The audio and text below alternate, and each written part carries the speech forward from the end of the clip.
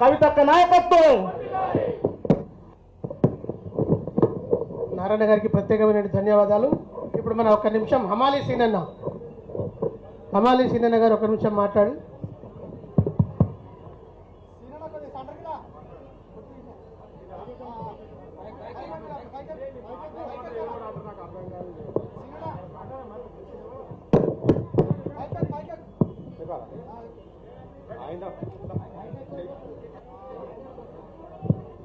జై తెలంగాణ, జై తెలంగాణ.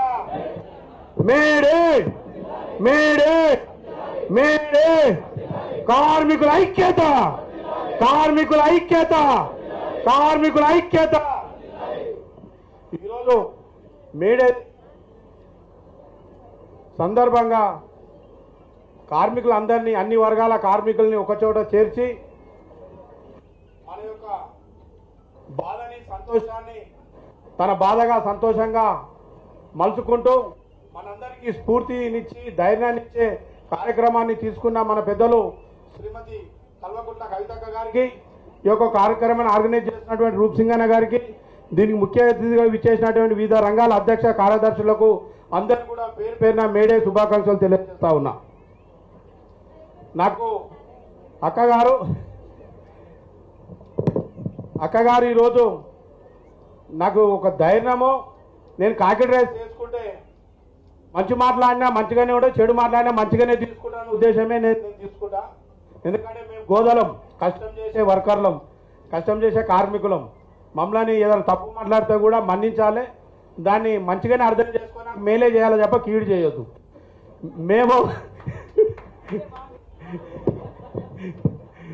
మేము దాదాపుగా నాకు స్వయం 52 సంవత్సరాలు, గత 26 ఏళ్ళుగా కార్మికునిగా పనిచేస్తూ నాతోటి కార్మికులకు అన్నగా మలుచుకొని వాళ్ళతో మమేకమై బతుకుతూ ఇవాళ వాళ్ళందరి తలలో నాలుగా బతుకుతున్నానంటే అది నా అదృష్టంగా భావిస్తా.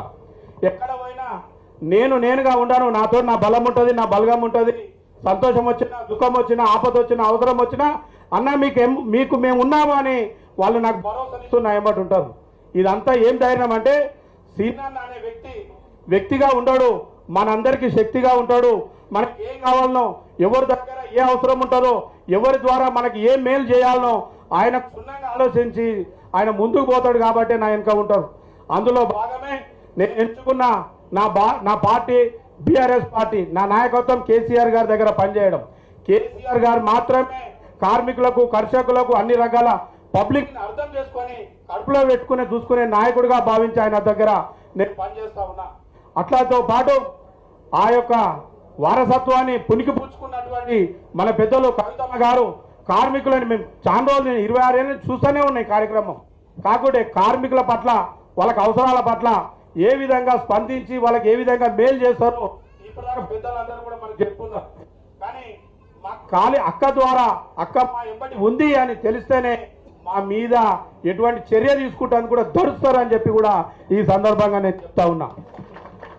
నన్ను వాస్తవం చెప్పాలని, నాకు మొన్న నేను బీఆర్ఎస్ మన సిల్వర్ జూబ్లీ ఫంక్షన్కు పెద్ద ఎత్తున భారీగా నా సొంతంగా నా యూనియన్ వ్యవహారాలు నడిపిస్తూ నాతోటి కార్మికులందరినీ కూడా ఒకచేట చేర్చి 15 మంది దాదాపు 100 తుఫాన్లతోటి, కట్అవుట్లతోటి, బ్యానర్లతోటి, డోళ్ళు, వైద్యాలతోటి నేను పోవాలని చెప్పి నెల రోజులుగా నేను ప్లాన్ చేసుకుంటే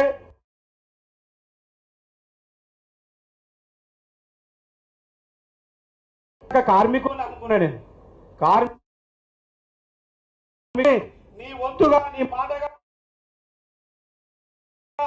అందుకని యావత్ సివిల్ సప్లై మొత్తమే బంద్ చేసుకుని మీటింగ్ కు సమాయత్తం అవుతున్నారని మెసేజ్ తెలుసుకున్న సివిల్ సప్లై కార్పొరేషన్ కమిషనర్ గారు స్పందించి శుక్రవారం నాడు నాకు సర్కులర్ ఇష్యూ చేసి, ఏ ఒక్క సివిల్ సప్లై అమాలి కార్మికుడు కూడా ఎమ్మెల్యేస్ పాయింట్ గేటు దాటొద్దు, వాళ్ళ గేట్ల నుండి ఫోటోలు తీసి నాకు వాట్సాప్లో పెట్టాలి, వాళ్ళందరూ మన అదుపులో ఉండే 5 గంటలకు వాళ్ళని రిలీజ్ చేయాలని చెప్పి అన్నాడు. ఏముందంటే మాకు పర్సనల్గా పని ఉంది, మూమెంట్ కావాలి, మూమెంట్ చేయాలని. అప్పుడు అనుకున్నా, వా సీన్ గాడు అంటే ఇది కదా, సీన్ గాని సత్తా అంటే ఇది కదా, బీఆర్ఎస్ పార్టీ నాయకత్వం అంటే ఇది కదా, మేము కదా ఇలా గెలిచింది అని చెప్పి నేను గర్వంగా ఫీల్ అయినా. వాళ్ళు ఆపినందుకు ధన్యవాదాలు. ఇట్లా సొంటి ఇంకా చేస్తూనే ఉంటాం, ఆగే ప్రసక్తే లేదు. మీరు మమ్మల్ని ఏమీ చేయలేరు. మేము కష్టాన్ని నమ్ముకున్నాం, కష్టానికి అడ్డం వచ్చి మా కార్మికులను అడ్డం వచ్చి ఏదైనా చేస్తే మేము వ్యక్తులుగా లేము, మా వెనుక శక్తులుగా మా పెద్దలు అందరూ ఉన్నారని చెప్పి గర్వంగా చెప్పుకుంటాను నేను. ఎందుకంటే మాకు అన్యాయం జరిగిందంటే ఒక సీనిగానికి అన్యాయం కాదు, ఒక అమలోనికి అన్యాయం కాదు, యావత్ తెలంగాణలో ఉన్న కార్మికులు అన్యాయంగా భావించే నాయకత్వం మా ఎంబడి మమ్మల్ని నడిపిస్తూ ఉన్నారు. వాళ్ళని తట్టుకొని మా మీదికి రాగలుగుతారా, వస్తే మీరు తట్టుకోగలుగుతారా? ఖబర్దార్ బిడ్డ, కార్మిక లోకానికి అడ్డంగా ఎవరైనా వస్తే మాత్రం ఊకునేది లేదు, సహించేది లేదు. అన్యాయం చేస్తే ఓకే పట్టే అవసరమే లేదని చెప్పి కూడా మళ్ళొక్కసారి నేను చెప్తూ, ఇంత మంచి అవకాశాన్ని ఇక్కడ మాట్లాడే అవకాశాన్ని కలిగించిన పెద్దలందరికీ మరొకసారి నేను శుభాభినందనలు తెలియజేస్తూ, మా అమ్మ పాట నేను ఇవాళ కష్టం చేస్తూ ఆడుకుంటూ పాడుకుంటూ విన్న పాట ఇవాళ అన్నగారి నొంటి మీద అక్కగారి ఆధ్వర్యంలో ఆ పాట రిలీజ్ చేయడం, మేము కార్మికులం అంటేనే మా శ్రమని మర్చిపోవడానికి వాడుకునేదే పాట.